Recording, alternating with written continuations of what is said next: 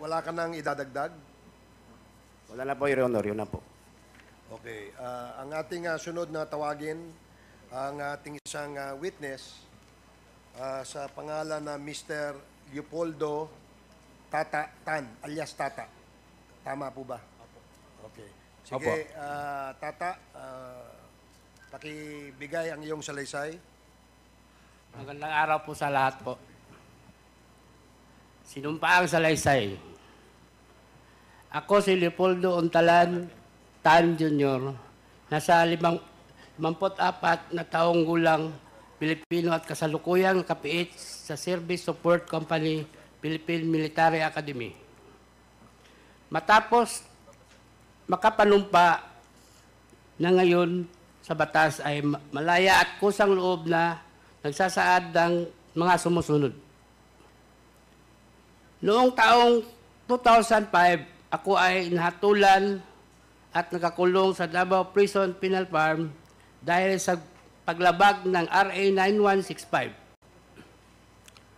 Noong mga bandang July 2016, habang sinisilbi ko ang aking sentensya sa maximum compound, dumalaw sa akin ang kaibigan ko na si SPO4 Arthur Narsulis. Si SPO4 Arthur Narsulis ay kaklase ko noong high school. At sa kanya din ako humihingi ng tulong ng aking kaso. Siya ay naka-assign sa CIDG 11 at nakabase sa Davao City. At boss niya si Colonel Edelberto Leonardo, Regional Chief ng CIDG 11, Davao City, at Lieutenant Colonel Rina Garma. Noong araw din yun, nakiusap sa akin si SPO4 Arthur Narsulis at sinabi niya na may ipatatrabaho ako sa iyo at may basbas sa taas. Baka matulungan ka rin namin na makalaya. Kakausapin ko namin ang presidente. Sabi pa ni SPO4 Arthur Narsulis, sayang din itong isang manok kada ulo. Sa aking pagkakaintindi at pagkakaalam, ang isang manok ay 1,000,000. Tinanggap ko ang alok ni SPO4 Arthur Narsulis na pera at pangakong makakalaya ako. Dahil naniniwala ako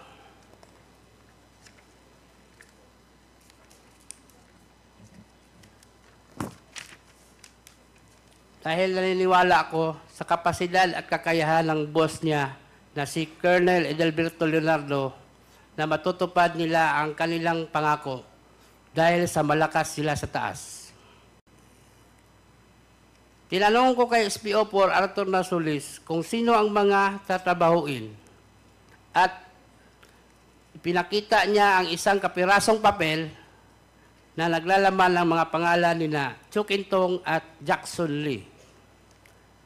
At sinabi pa ni SPO4 Arthur Narsulis na 3 sila, ngunit yung isa na may pangalan na Peter Wang ay darating mamayang gabi dahil manggagaling siya sa ibang kolonya. Nagpakita pa si SPO4 Arthur Narsulis sa akin ng isang papel na naglalaman ng iba't ibang pangalan ng 32 na Chinese drug lords na nakapiit sa iba't ibang kolonya. Sinabi pa ni SPO4 Arthur Narsulis na ang mga Chinese na mga ito ay drug lords at galit ang presidente sa kanila. Kinabukasan at sa mga sumusunod na araw, nagmanman ako at nagtanong-tanong ako tungkol sa 3 Chinese drug lords. At nalaman ko na ang mga ito nakakulong sa foreign ward na bakod ang pagitan sa amin at may barbed wire pa. Kaya isang gabi, tumawag ako kay Arthur Narsulis at sinabihan ko na mahihirapan ako na kunin yung 3 Chinese drug lords kasi nakabukod sila. may bakod at may barbed wire pa. Sinabihan ako ni SPO4 Arthur Nasulis na maghanap ako ng kasama ko para sa trabaho sa 3 Chinese drug lords. Ibabartolina na lang kami at doon na namin isasagawa ang pagpatay.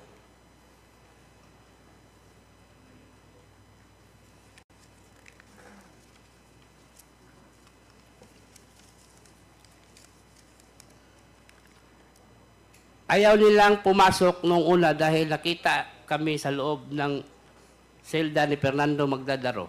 Dahil dito, inilipat muna kami. Excuse me, sinusundan namin ng iyong affidavit, no? Parang hindi kasama itong pahinang ito. Pwede bang malaman kung kasama ito sa iyong itong number 14, page 3?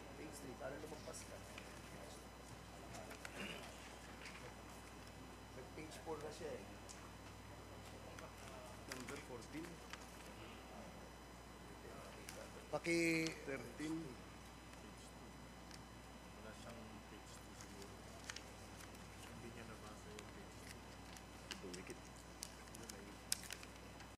Dumikit lang.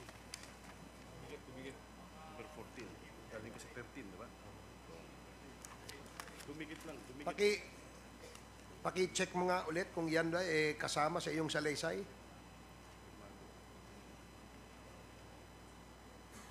Opo. Kasama ba yan? Kasama po. Pakisagot mo lang. Yan bang pahinang yan ay kasama sa iyong sinumpaang salaysay? Kasama po. Okay, sige. Pwede mo nang ipagpatuloy. Dito ko na kinausap si Fernando Magdadaro na kasama ko din na bilanggo sa Davao Penal Farm and Prison Farm. Si Andy ay kaibigan ko at alam ko na isa siyang trabahante. Sa sumunod na araw ay bumisita si SPO4 Arthur Nasulis at kinausap kami ni Andy sa labas ng Davao Penal Farm. Dito binuksan ng gate officer ang control gate at nakita ko din sa gates si Superintendent Gerardo Padilla at tinapik pa ako. Noong papalabas kami ng gate, narinig ko yung isang empleyado sa pintuan napuntahan si Fortaleza, Major Fortaleza. Sabihin nyo na may dalaw siya, ang classmate niya na si Garma. Ang Garma na tinutukoy ay si Lieutenant Colonel Ruina Garma na sa pagkaalam ko ay taga CIDG. Kilala ko si Lieutenant Colonel Ruina Garma na karelasyon ni Art SPO4 Nasulis. Kinabukasan, nagkaroon ng search at pinalabas na may nakuhang sachets ng shabu sa aking bulsa. Dahil dito, ako ay dinala sa Bartolina, Silda 6, kung saan nakasama ko si Fernando Magdadaro na nakuhanan din ng shabu sa bulsa. Sa loob ng Bartolina, lumapit si Jimmy Fortaleza at sinabihan ako ng, "Tol, trabahuin nyo yan. Hindi kayo pwedeng pumalpak." Habang nasa Bartolina kami, si Jimmy Fortaleza ang nagbibigay sa amin ng kanin, ulam, sigarilyo at coke. Pagkaraan ng 2 araw, dinala ng mga taga-Bucor yung 3 Chinese drug lords sa Bartolina, Silda 6.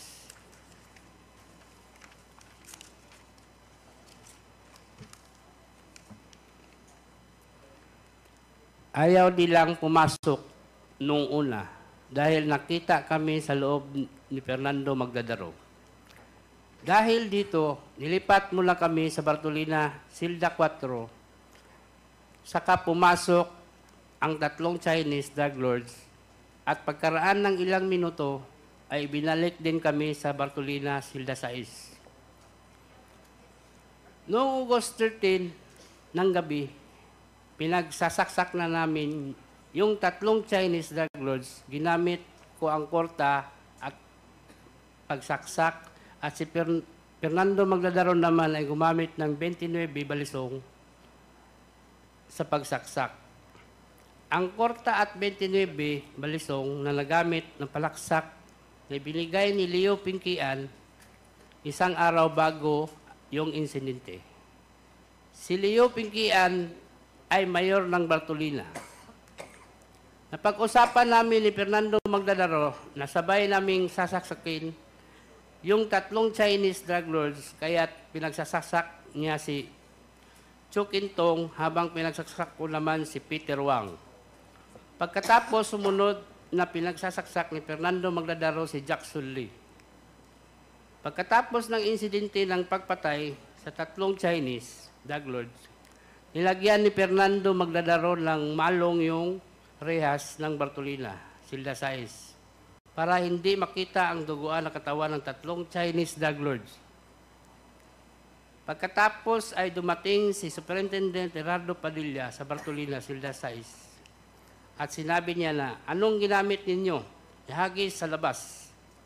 At hinagis naman namin ang korta at ang balisong sa labas ng silda. Nilabas namin sa selda ang kamay namin at pinusasan kami ni Sir Puro. Pinalabas kami para dalhin sa IS Investigation Section.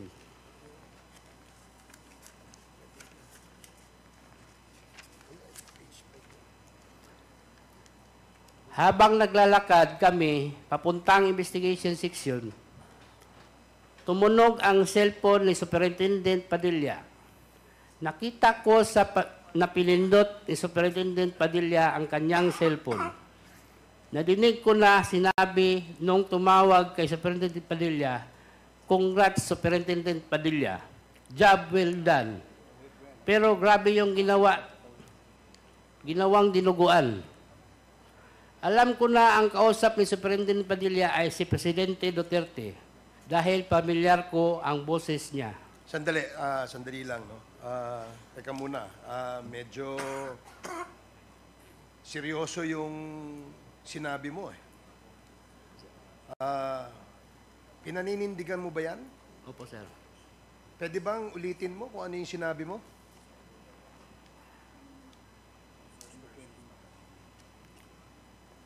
Habang naglalakad kami papuntang Investigation Section, tumunog ang cellphone ni Superintendent Padilla. Nakita ko na pinindot ni Superintendent Padilla ang kanyang cellphone. Nadinig ko na sinabi nung tumawag kay Superintendent Padilla, "Congrats, Superintendent Padilla. Job well done." Pero grabe yung dinuguan. Meron kang kasing binanggit eh, na pangalan eh. Yung nandito sa number 29. Ito ay pinaninindigan mo. Opo. Pwede bang pakiulit mo ulit kung ano yung sinabi mo dito? Alam ko na ang kausap ni Superintendent Padilla ay si President Duterte dahil pamilyar ko ang boses niya. Nakakausap mo ba si President Duterte? Naririnig ko lang palagi yung boses niya, kaya pamilyar yung boses na narinig ko. Sige, patuloy lang.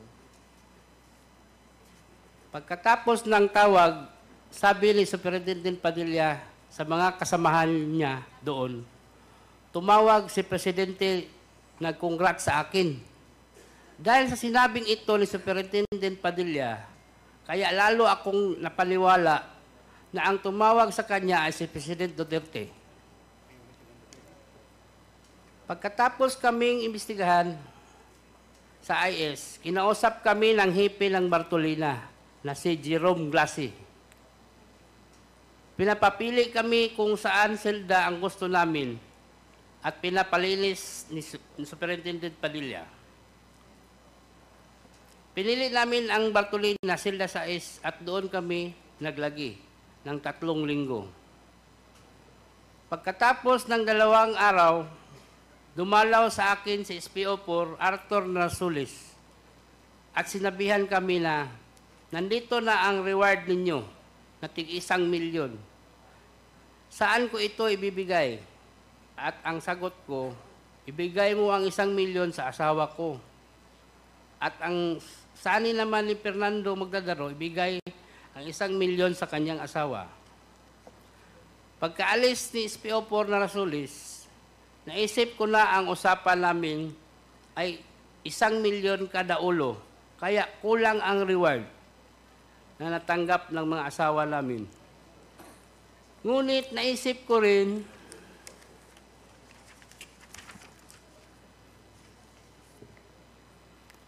na isi-target lang naman at importante ay ang kalayaan namin.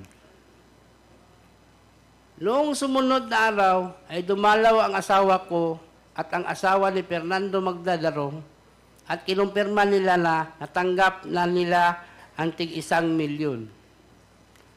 Palagi kong tinatawagan si SPO4 Arthur Narsulis tungkol sa aming paglaya. At ang palagi niyang sinasabi, mag-antay-antay lang kayo, makakalaya din kayo. Sabihan namin ang presidente. Naghintay kami sa pangakong yun hanggang matapos ang administrasyon, hindi kami tinulungan na lumabas.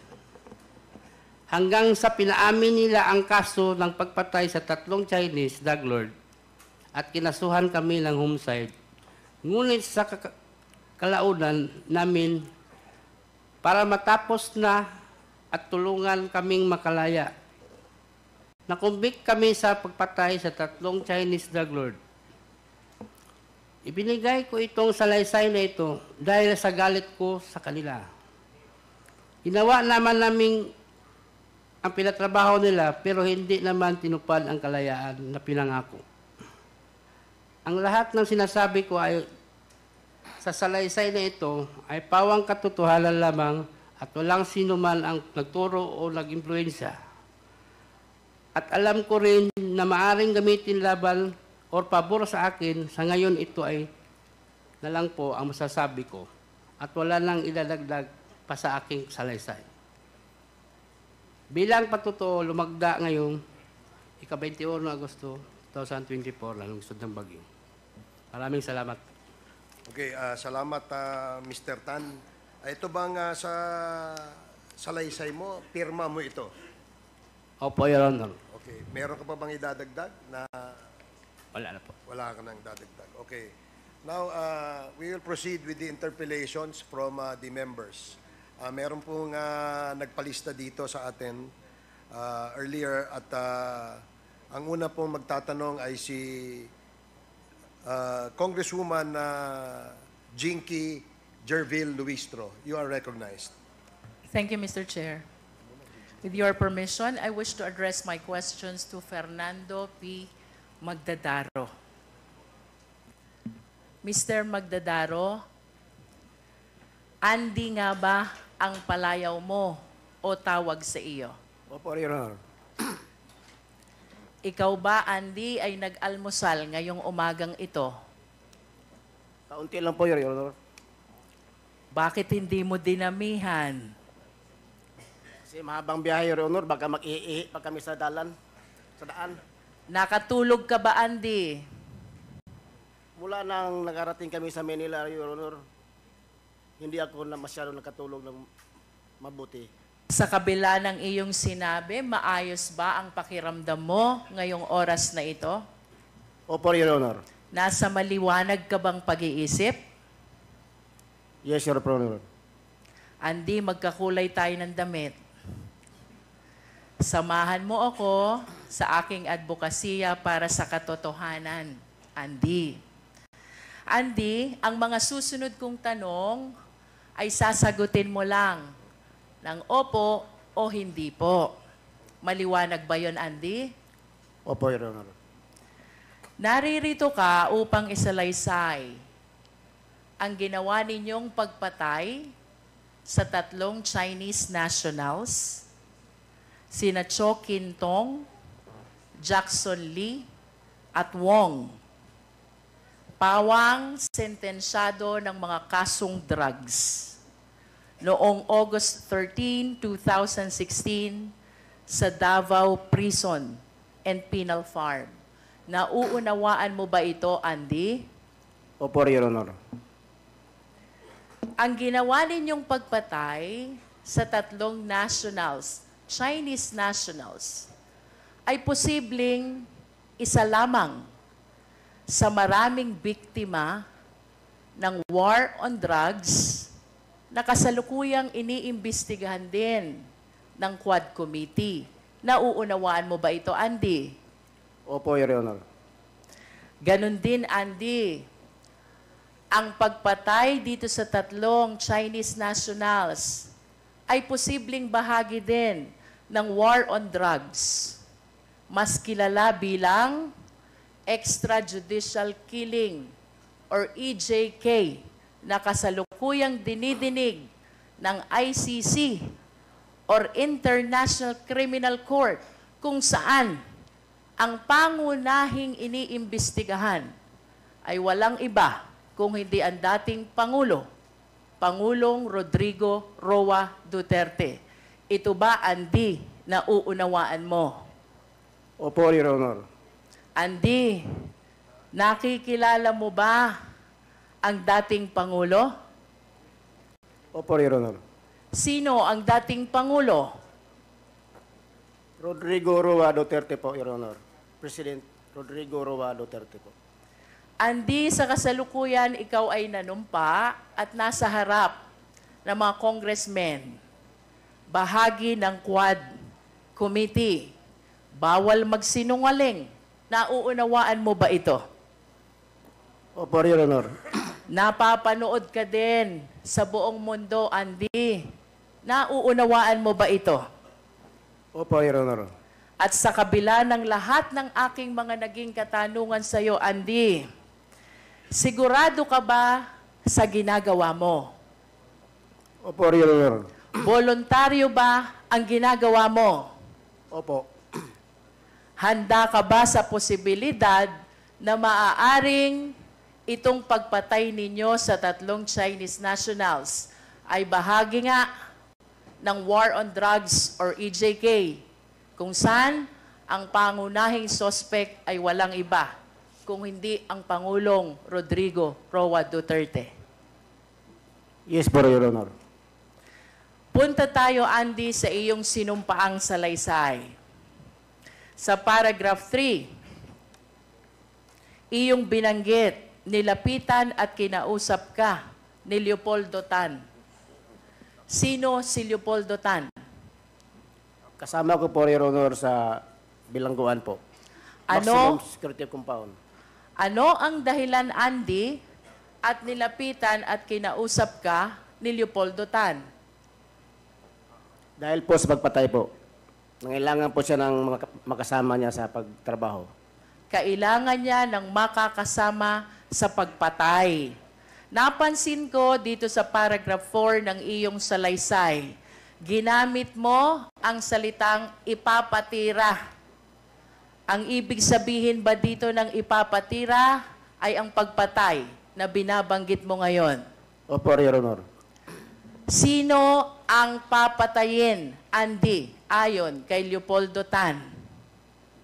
Yun pong 3 Chinese, Your Honor, drug lord, Chokentong, si Wang, at sa Jackson Lee.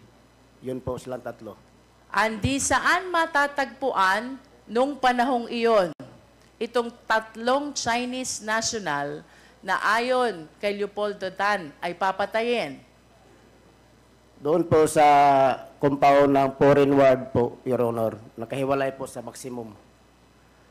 Nalalaman mo ba, Andy, ang dahilan kung bakit ipinapapatay itong 3 Chinese national? Yes po, Your Honor. Ano ang dahilan, Andy? Bakit ipinapapatay itong 3 Chinese national? Drug lord po sila, Your Honor. Kasama po sa mga pinapatay sila. Sa makatuwid, Andy, naniniwala ka na ang dahilan kung bakit ipinapapatay itong 3 Chinese national na ito ay dahil sila'y sentensyado ng mga kasong drugs. Tama? Opo, Your Honor. Ikaw ba ay kaagad pumayag sa nasabing paghingi ng tulong sa iyo ni Leopoldo Tan? Yes po, Your Honor. At maaari bang malaman ang dahilan? Bakit ka pumayag? Dahil po, Your Honor, sa kunting halaga at sa kalayaan po namin, Your Honor. Pwede bang malaman magkano yung konting halaga? Yung tinawag po nila, Your Honor, isang manok, 1 million po yun, Your Honor. 1 milyon. Opo, Your Honor. Nabanggit mo kanina na 3 ang papataying Chinese national. Magkano ang eksaktong halaga na ipinangako sa inyo? 2 milyon lang po ang nabigay nila, Your Honor. 3 po yun, pero 2 lang nabigay po. Ang ipinangako ay 3 milyon, pero ang ibinigay ay 2 milyon. Bukod ba sa pangakong pera, Andy, may iba pa bang ipinangako sa'yo? Dahilan kung bakit pumayag ka na tumulong kay Leopoldo Tan? Kalayaan po namin, Your Honor, pagkatapos ng trabaho namin. At nalalaman mo ba kung kanino nanggaling ang utos na sinabi sa iyo ni Leopoldo Tan? Si Leopoldo Tan lang po, Your Honor, ang nakaalam doon kung sinong tao na yun ang kausap niya. Mr. Chair, I understand that there are other members who wish to ask question to our witness. And to wind up the interpellation, Mr. Chair, I just wish to ask Mr. Magdadaro one last question. Bilang pagtatapos, Andy, sa harap ng Quadcom at ng buong mundo na nanonood sa iyo ngayon, inaamin mo ba ang pagpatay na ginawa ninyo ni Leopoldo Tan sa 3 Chinese nationals na sentensyado ng kasong drugs? Inamin ko po, Your Honor. Mr. Chair, please allow this representation to make a very short manifestation. Mr. Okay, please Chair, proceed. honorable members of the Quad Committee, without preempting the findings and recommendation of this inquiry in aid of legislation, I humbly submit that at the very least, the crime of murder under the revised penal code, particularly Article 248, has been established. 2 qualifying circumstances are present. One is evident premeditation. Pinagplanuhan ang pagpatay. Second, killing was done in consideration of price, reward, or pledge. Ang pagpatay ay dahil sa ibinayad na pera at ipinangakong kalayaan. However, Mr. Chair, if there are evidence to establish that this incident is part of the widespread or systematic attack against civilian population, then crime against humanity under Article 7, Rome Statute, is likewise established. I understand, Mr. Chair, that while EJK, extrajudicial killing, is anchored under Article 7 of the Rome Statute, I wish to emphasize the following established facts in his affidavit. 1, there is an order to kill. 2, victims are involved in illegal drugs. 3, there was an actual killing incident. And 4th, the killing was done in consideration of money and other pledges. I humbly submit, Mr. Chair, that on the assumption that there are other evidence to establish the widespread and systematic attack against civilian population, we have a case for extrajudicial killing, Mr. Chair. And I urge the honorable members of Quadcom and even of the 19th Congress, this is not only illegal, this is immoral. Let us work together, condemn and fight extrajudicial killing.